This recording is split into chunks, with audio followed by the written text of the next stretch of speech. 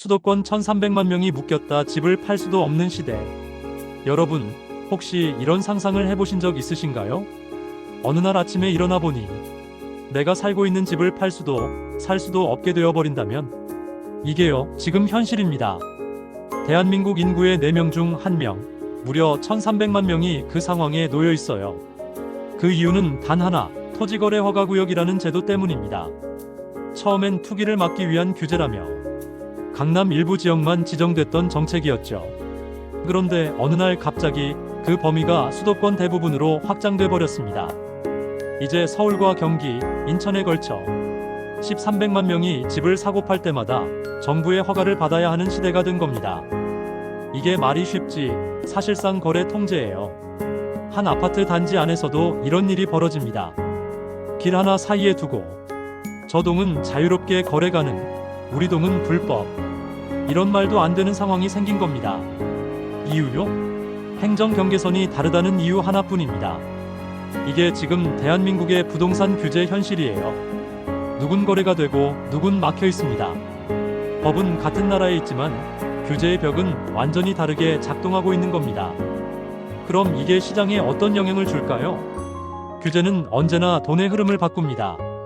돈은 막히는 걸 싫어하거든요. 길을 막으면 다른 쪽으로 새어나갑니다. 이게 바로 풍선 효과죠. 실제로 수도권 대부분이 묶이자 그나마 규제가 덜한 지역, 예를 들어 동탄 같은 곳으로 자금이 몰렸습니다. 결과는요, 5일 만에 집값이 1억 원이 뛰었습니다. 그야말로 규제가 만들어낸 인위적인 폭등이에요. 결국 정부가 잡으려던 투기가 모양만 바뀌어 옆 동네로 옮겨간 셈이죠. 이건 불을 끄려다 다른 곳에 옮겨 붙인 꼴입니다. 문제는 이게 단기적 현상으로 끝나지 않는다는 겁니다. 규제가 장기화되면 부동산 시장 전체가 거래 절벽 상태에 빠집니다. 사고 싶어도 살 수 없고 팔고 싶어도 팔 수 없는 시장. 이건 시장이 아니라 통제된 공간이에요. 자산이 얼어붙으면 사람들의 소비도 같이 멈춥니다. 왜냐? 가장 큰 재산이 움직이지 않으니까요.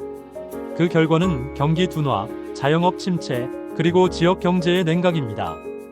그럼 이렇게까지 강력한 규제를 정부는 왜 밀어붙였을까요? 표면적으로는 투기 억제죠. 하지만 그 속엔 서울 집중을 완화하겠다는 좀 더 구조적인 의도가 숨어 있습니다. 그런데 아이러니하게도 이 규제가 오히려 서울 중심화 현상을 더 강화시키고 있습니다. 왜냐면 사람들은 결국 안정적인 지역을 원하거든요. 규제가 많을수록 그래도 안전한 서울 안에서 버티자는 심리가 커집니다. 결국 자본과 인구는 더더욱 서울로 몰려요. 규제로 막은 게 아니라 결국 서울을 더 강하게 만든 셈입니다. 이제 현장도 혼란입니다. 노원구, 구리, 의정부처럼 처음으로 허가구역이 된 지역의 공무원들은 초등학생에게 수능 문제를 푼 기분이다라고 말합니다. 시스템도 없고 인력도 없고 행정 준비도 안 된 상태에서 수백만 명이 포함된 지역을 하루아침에 묶어버렸으니 현장은 아수라장이죠. 재개발 사업도 멈췄습니다. 집을 팔 수 없으니 조합원들이 사업을 미루거나 중단시킵니다. 결국 공급이 줄고 집값은 다시 기대감으로 버텨오르는 구조가 됩니다. 이쯤 되면 물어야겠죠. 도대체 이게 누구를 위한 규제일까요? 정부는 투기 세력을 잡겠다고 하지만 실제 피해는 대부분 평범한 실수요자입니다. 결혼해서 첫 집을 사려던 신혼부부, 퇴직금으로 작은 아파트를 바꾸려던 60대 부부, 이런 분들이 거래를 막혀버린 거예요. 결국 부동산 시장은 조용히 얼어붙었고 경제는 느려졌습니다. 그런데 통계는 말하죠. 집값 안정 중이라고. 하지만 그건 거래가 사라진 착시입니다. 여러분, 지금 대한민국의 부동산은 안정된 게 아니라 멈춰 있는 겁니다. 이건 시장의 정상화가 아니라 경직화예요. 경제란 게 결국 흐름입니다. 돈이 돌고 사람이 움직이고 거래가 있어야 살아나는 거예요. 그런데 지금은 모든 게 멈춰 있습니다. 결국 부동산 규제는 집값을 잠시 누를 수는 있어도 경제 전체를 쉽게 만든다는 점, 이걸 꼭 기억해야 합니다. 지금 대한민국은 집값 잡기보다 경제 숨통 트이기가 더 절실한 시점이에요. 규제의 방향이 아니라 균형의 방향으로 가야 합니다. 서울을 누르는 부동산 정책은 결국 서울만 더 강하게 만든다.